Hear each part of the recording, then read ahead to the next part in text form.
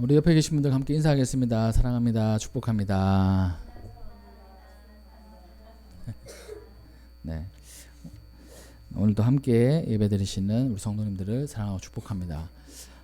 오늘 말씀은 이 창세기 14장에 있는 말씀인데 아브라함 이야기예요. 아브라함의 이야기인데 아브라함이 그 가나안 땅에서 이제 살고 있다가 한 가지 에피소드가 하나 생깁니다. 그것이 무엇이냐면 그 가나안 땅과 그 다른 지역에 있던 왕들이 서로 다투는 거예요. 그때 당시는 이 나라의 개념이 아니라 이 도시 국가의 개념이 있습니다. 이 성의 개념이 있어요. 이 성 한 개의 성에 왕이 있고 또 하나의 성에 왕이 있는데 그 왕들 5개의 왕과 또 4개의 왕이 싸운 겁니다. 그래서 저기 보니까 이 14장 1절에 시날 왕 아므레라벨, 엘라살 왕 아리옥 뭐 이런 사람들, 엘람 왕, 이 사람들은 어디 사는 사람들이냐면 우리가 가나안 땅은 이스라엘이잖아요. 지금도 보니까 이란이 이제 폭격을 했더라고요.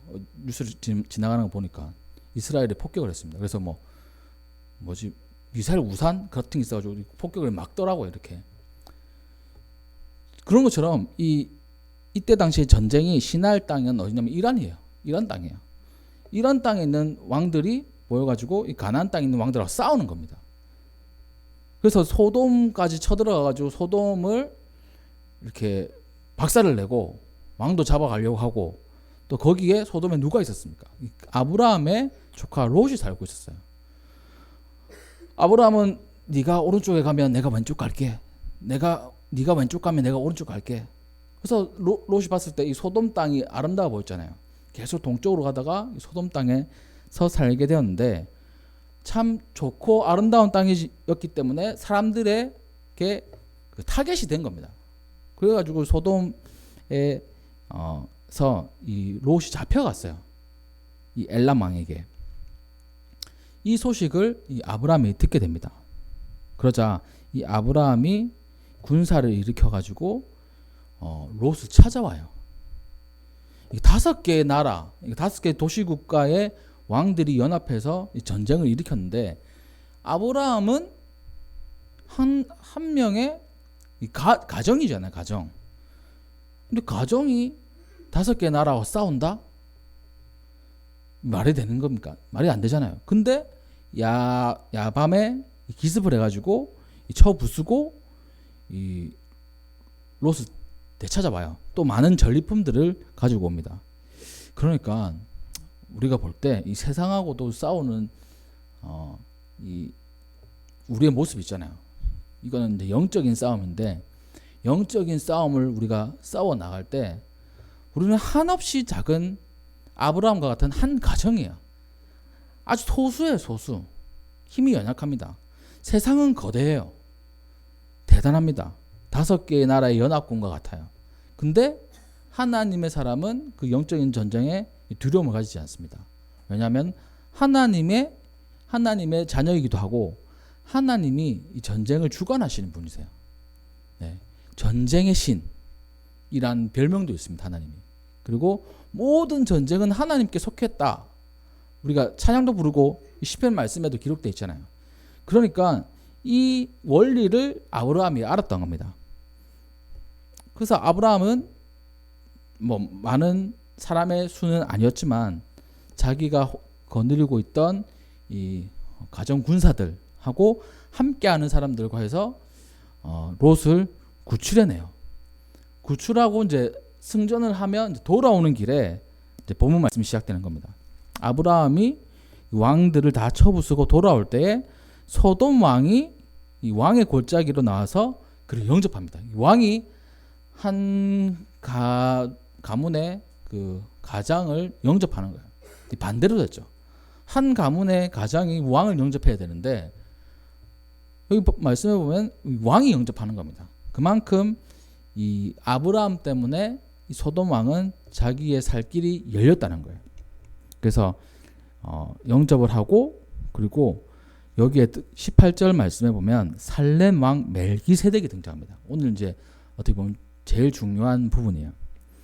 살레마 멜기세덱이 떡과 포도주를 가지고 나와서 이분이 누구냐 보니까 지극히 높으신 하나님의 제사장, 이 멜기세덱이 등장을 해서 아브라함을 영접을 합니다. 그래서 아브라함에게 축복을 하죠. 하나님께서 아브라함을 축복해 달라고 아브라함에 축복을 합니다. 그러자 아브라함이 20절 말씀에 보니까 10분의 1을 드려요. 11조를 드려요. 멜기세덱에게. 그 이야기가 있고 그 이후에 말씀을 보니까 이 소돔 왕이 아브라함을 칭찬하면서 이렇게 얘기합니다.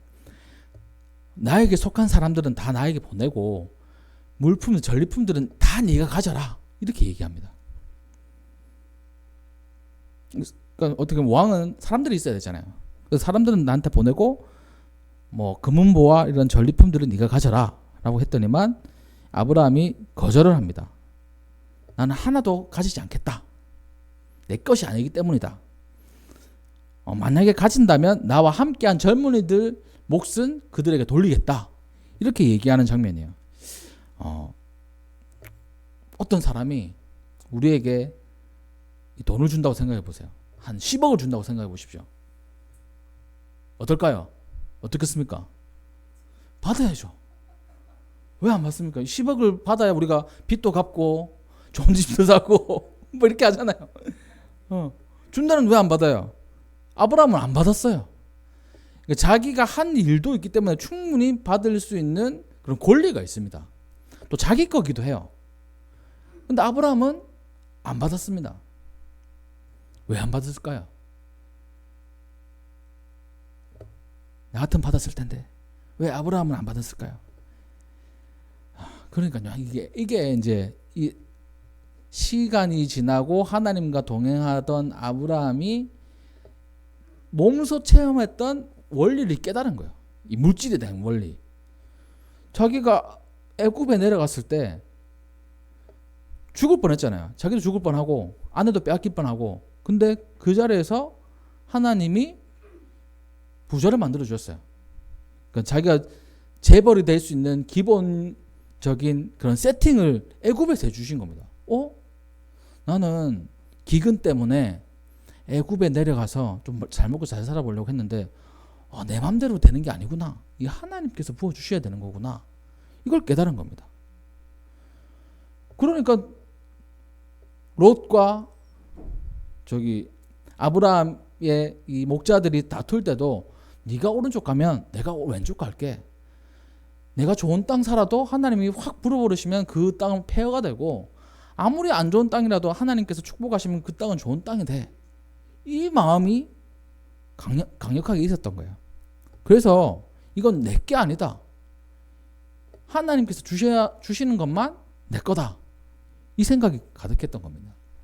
그래서 오늘 이 본문 말씀 중에 한 메시지는 모든 것, 특별히 물질은 하나님 것이에요. 그래서 하나님의 것을 하나님께 온전히 드릴 수도 있어야 되고, 그리고 그 모든 것들을 하나님께 맡길 수 있는 사람이 우리가 되어야 된다는 것입니다. 하나님께서 부어주시면 우리가 풍족하게 되는 거예요. 또 하나님께서 불어버리시면 우리가 빈털터리가 되는 거예요. 그런 신앙의 원리들이 오늘 본문 말씀에 담겨져 있는데, 오늘 주된 말씀 보시면 아까 말씀드렸듯이 이 멜기세덱에 대한 이야기예요. 이 멜기세덱은 구약에 아주 잠깐 나옵니다. 이 장면에 나와요. 신비한 인물입니다. 이분이 엄청 중요해요. 왜 중요하냐면 연결하면 예수님하고 연결되기 때문이에요. 그러니까 예수님을 이해할 때 이 멜기세덱을 이해해야 돼요. 창세기는 구약의 맨 첫 번째 성경이지 않습니까? 또 14장이에요. 성경의 앞부분에 예수님의 이 모형을 멜기세덱 안에 담아 놓으셨어요. 왜 그런지를 한번 살펴보고, 그래서 예수님이 이러한 분이구나. 성경이 이러한 맥락으로 예수님을 말씀하고 있구나. 그것을 우리가 한번 살펴볼 것입니다. 이 멜기세덱은 누군가? 이 실제로 존재했던 구약의 인물입니다. 성경에 기록되어 있으니까요. 그리고 이 아브라함과 동시대의 인물이에요. 이 살렘 왕이라고 되어 있습니다. 이 살렘이란 말은 뭐가 비슷합니까? 샬롬하고 비슷하죠. 예루살렘하고 비슷한 거예요. 그러니까 예루살렘 왕, 샬롬하고 비슷해요. 샬롬이 무슨 뜻일까요? 평화라는 뜻이에요. 평화의 왕인 거예요. 살렘의 왕이라는 뜻은 평화의 왕이라는 뜻이 한 가지가 있고, 두 번째는 예루살렘일 것이다. 예루살렘 지역의 왕일 것이다. 라고 우리가 추측을 할 수 있습니다. 그리고 지극히 높으신 하나님의 제사장이었어요. 처음으로 제사장이 등장을 합니다. 하나님의 제사장. 우리가 제사장이라고 할 때 그 제사장은 특정 가문에서만 나왔어요. 어디서만 나왔을까요? 레위 지파에서만 나왔어요. 그리고 대제사장은 특정 가문의 어떤 사람의 자손에게서만 나왔어요. 어떤 자손에게서 나왔을까요? 아론의 자손에게서 나왔어요. 이 제사장은 레위 지파, 그리고 대제사장은 아론의 사람들, 아론의 후손들. 그래서 아론의 쌍난 지팡이 우리 이야기 들어봤잖아요. 이 아론의 집안, 레위 지파 사람들이 이 제사장이라고 하나님께서 딱 찍어서 놓은 것인 거예요. 하나님께서 선택하신 겁니다. 원래라면 이 하나님께서 그 하나님의 일을 첫째 아들에게 맡기시는 거예요. 저희 가정으로 좀 세온이에게 맡기시는 거예요. 근데 모든 가정이 첫째 아들을 하나님께 드릴 수 없잖아요. 그래서 그것 대신해서 한 지파를 삼으신 거예요. 너네 첫째 아들들이 해야 될 일들을 대신하는 지파가 레위 지파다. 그러니까 레위라는 그 지파는 첫째 아들의 일을 하는 사람들이에요. 그러니까 야곱의 아들들 보면 장남 루벤 있잖아요. 진짜 장남인데 장남 역할을 잘 못했어요. 이름만 장남이에요. 근데 복을 받기는 요셉이 받았어요. 장남의 복을. 그래서 지파가 두 개가 생겼잖아요. 요셉 때문에. 그러니까 장남은 두 배를 받거든요. 그리고 족보는 유다 족보로 이렇게 흘러가요. 그러니까 실제적으로 기록된 거는 진짜 장남이 유다로 된 겁니다. 유다에서 다윗이 나오고 예수님이 나오셨잖아요. 그러니까 실제로 장남은 루벤이지만 복을 받는 거는 요셉이었고, 진짜 기록되어 있는 장남은 유다며, 그리고 그 장남의 일을 대신한 사람이 이 레위인 거예요. 이제 복잡하죠. 하여튼 그 레위 지파에서 이 제사장이 나와야 되는데, 또 아론의 이 후손들로부터 대제사장이 이렇게 나오는데, 근데 이 멜기세덱은 그 출처가 없어요. 어디서 태어나고 조상이 오고 후손이 누군지가 없습니다. 아주 신비로운 사람이에요. 그래서 이분을 우리가 이 성경만 보고는 이해를 할 수 없습니다. 근데 히브리서에 이 멜기세덱이란 분에 대해서 히브리서 기자가 설명한 게 있어요. 그건 이따 한번 살펴볼 거고, 아무튼 이 멜기세덱이란 분이 이 아브라함이 이 조카 롯을 구하고 돌아오는 길에 만나고 그를 축복했습니다. 또 그 아브라함이 11조를 드렸어요. 멜기세덱에게. 그러니까 멜기세덱에게 11조를 드렸다라고 한다면, 쉽게 말해서 누가 이제 높은 사람이라는 겁니까? 멜기세덱이 높은 사람이라는 거죠. 이 히브리서도 그렇게 얘기하고 있어요. 아니, 높은 사람이 11조를 받는 거잖아요. 우리가 하나님께 드리는 거잖아요. 하나님께서 우리에게 11조 주시는 게 아니잖아요. 우리가 하나님께 드리는 거. 그러니까 그 낮은 사람이 높은 사람에게 드리는 거예요. 그러니까 우선 아브라함과 그 멜기세덱의 위치를 보면 왕이기도 하고 아브라함이 11조를 바치는 그런 사람이었던 겁니다. 또 여기 보면 떡과 포도주를 가지고 그 아브라함을 맞이하러 왔어요. 여기 18절에 보니까 이 떡과 포도주 하면 뭐가 떠오릅니까? 성찬 떠오르잖아요. 우리가 이제 돌아오는 주일날 매월 첫째 주말에 성찬을 하는데 이 성찬이 떠올라요. 신기해. 예수님하고 연결되는 것 같아요. 참 이 아브라함과 이 멜기세덱을 통해서 이 주어진 말씀 가운데 예수님과 연결되는 부분들이 너무나 많습니다. 그리고 이 이야기를 통해서 그냥 끝나는 게 아니고 이 다윗은 이 멜기세덱에 대해서 이렇게 얘기하고 있어요. 우리 한번 찾아볼까요? 시편 110편입니다. 시편 110편.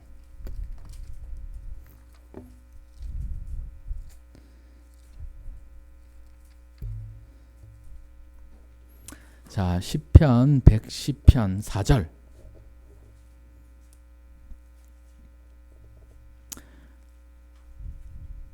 한 목소리로 한번 읽어볼까요?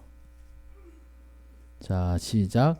여호와는 맹세하고 변하지 아니하시리라. 이르시기를 너는 멜기세덱의 서열을 따라 영원한 제사장이라 하셨도다. 아멘. 이 다윗이 지은 시인데 하나님께서 이 다윗에게 이렇게 말씀하셨어요. 너는 멜기세덱의 서열을 따라 영원한 제사장이다. 다윗은 제사장이에요. 왕이잖아요. 그러니까 이 말은 무엇이냐면 이 다윗 가문에게 주신 하나님의 그 한 가지 약속인 거예요. 너는 지금 왕이지만 너의 가문 안에 영원한 제사장이 나타날 것이다. 이렇게 말씀하는 겁니다. 이 다윗이 왜 이걸 썼는지 그때 알았는지 모르겠어요. 근데 이 말씀은 바로 다윗의 후손으로 오신 예수님과 연결되는 겁니다.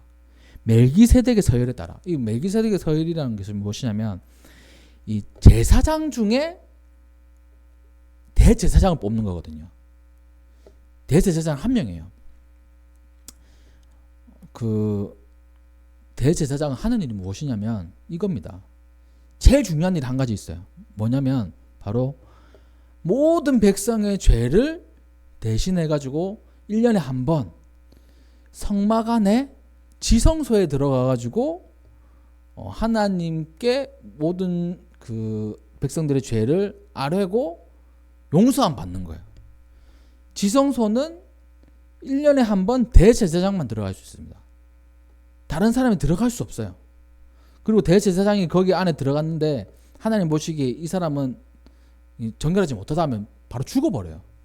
그래서 대제사장이 지성소 안에 들어갈 때는 다리에 허리에 끈을 묶고 들어가요. 탁탁 당겨가지고 탁탁 당기면 아 살아있구나.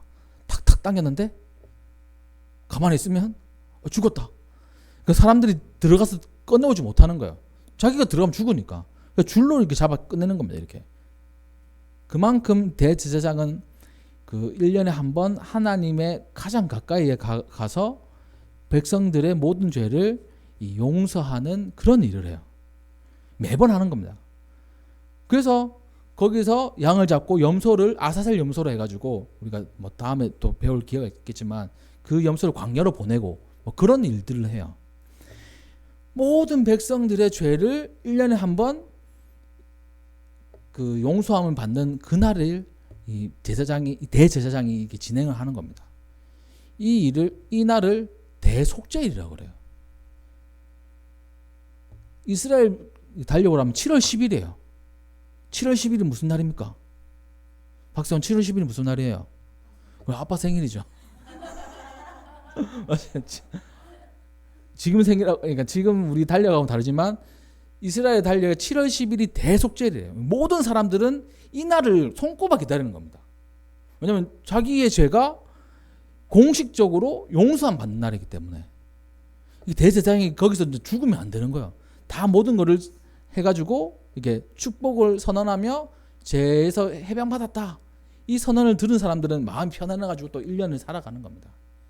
그런 거예요. 이 대속죄일이 어떻게 보면 절기 중에서 가장 큰 절기일 수도 있어요. 그 일을 진행하는 사람이 대제사장입니다. 얼마나 중요한 사람이겠어요. 근데 그 대제사장을 아론의 가문에서만 이렇게 하나님께서 허락하셨는데 멜기세덱이라는 사람도 있는 거예요. 하나님의 큰 이 제사장이라고 되어 있잖아요.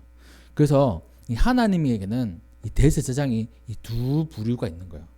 아론으로 흘러나가는 대제사장이 있고 멜기세덱으로부터 나오는 대제사장이 있는 거예요. 근데 멜기세덱은 그 이후로 뭐가 없어요. 아무것도 없어요. 근데 가만히 보니까 이 멜기세덱을 통해서 이어져 온 이 대제사장의 그 흐름이 예수님과 연결된다는 것입니다. 히브리서 기자는 이 예수님을 레위 지파나 아론의 자손이 아닌 멜기세덱의 서열을 쫓는 제사장이다라고 이렇게 기록하고 있어요. 멜기세덱은 탄생, 아버지, 어머니, 족보, 죽음 이런 기록이 전혀 없는 독특한 사람입니다. 근데 이 장면, 이 창세기 14장에 있는 모습을 통해서 왜 이 모습을 이 멜기세덱을 이 여기에 등장시켰을까? 바로 예수님과 연결하기 위해서 이 성경의 저자 또 하나님은 그렇게 세팅을 해 놓으셨던 거예요. 많은 신학자들이 멜기세덱을 놓고 오랫동안 씨름을 해왔습니다. 어떤 사람은 멜기세덱을 역사적 인물이 아니고 허구라고 얘기해요. 그러니까 출처도 아무것도 없으니까요.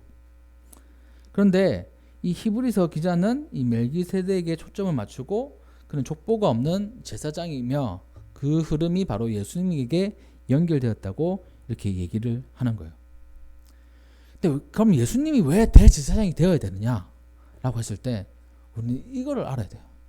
우리 예수님께서 그러니까 그전 대제사장들은 1년에 한 번 죄를 용서할 수 있는 그런 의식을 치렀어요. 대속죄일날. 근데 예수님은 완벽한 제사장이기도 하고 그리고 완전한 제물로서 자신을 드린 분이에요. 대제사장이시면서 완전한 제물로 단번에 모든 죄를 용서해 주신 것입니다. 모든 죄를 사해 버리신 거예요. 대제사장만 이 일을 할 수 있었어요. 근데 일반 대제사장은 1년만 그것이 가능했어요. 근데 영원한 대제사장이신 예수님은 모든 죄, 앞으로 있을 모든 죄, 이전의 모든 죄들을 단번에 용서할 수 있는 그런 권한을 가지고 계신 분이기 때문입니다. 그래서 대제사장이라고 하는 거예요. 예수님을. 예수님의 이름이 여러 가지 있잖아요. 또 예수님의 별칭이 여러 가지가 있습니다. 어린 양이라고 하기도 해요. 예수님께서 어린 양이라고 하는 것은 우리 죄를 대신해서 제물이 되셨기 때문에 어린 양이라고 하고, 히브리서 기자는 예수님을 대제사장이라고 하는 이유가 우리의 죄를 용서하는 방법을 대제사장을 통해서 하나님께서 이렇게 만들어 놓으셨는데, 대제사장이 아니면 죄를 용서할 수 없어요.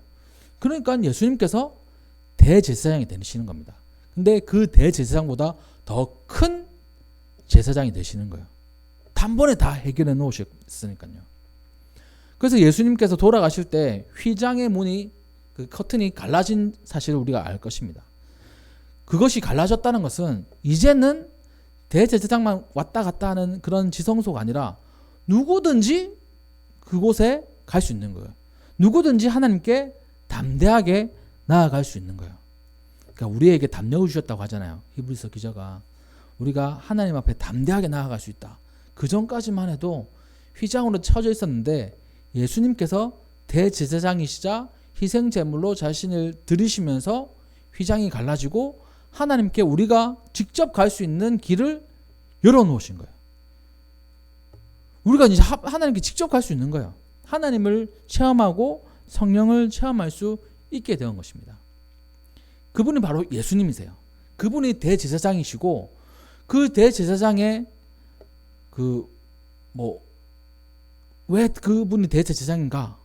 그러면 족보를 따지는 사람들 있잖아요. 이스라엘 사람들은 꼭 족보를 따집니다. 자기는 아브라함 자손이라고. 여러분들, 예수님께서 대제사장이라는 것에 동의하실 수 없으시죠?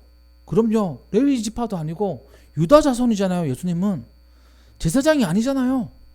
우리의 죄를 용서할 수 없는 분이잖아요. 하나님께서 대제사장, 아론의 집안, 이런 순서를 만들어 놓으셨는데 예수님 아닌데요?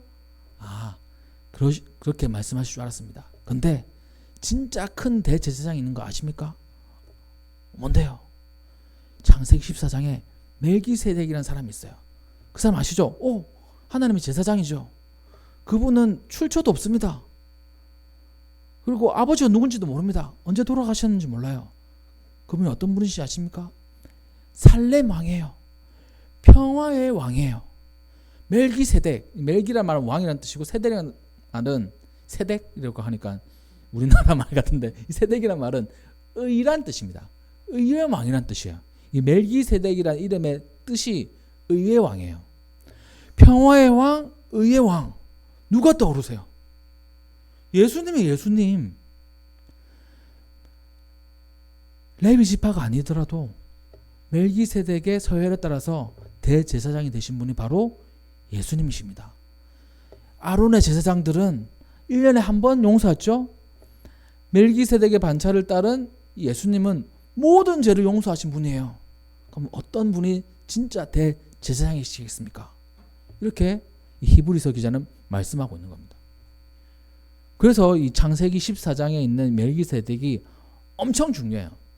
되게 이 본문의 말씀을 가지고 이 아브라함이 11조를 드렸다 해서 이 11조에 대한 그 설교로 많이 이용이 되기도 합니다. 근데 그게 아니라 멜기세덱이라는 이 사람 자체를 통해서 예수님과 이어지는 거예요. 영원한 대제사장이신 예수님과 이어지기 때문에 엄청나게 중요한 분이라는 것입니다. 예수님은 우리의 죄를 완전하게 용서해 주신 분이세요.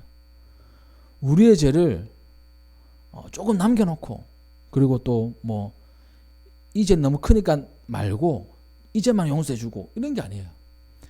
기간이 있어가지고 1년짜리 용서가 아닙니다.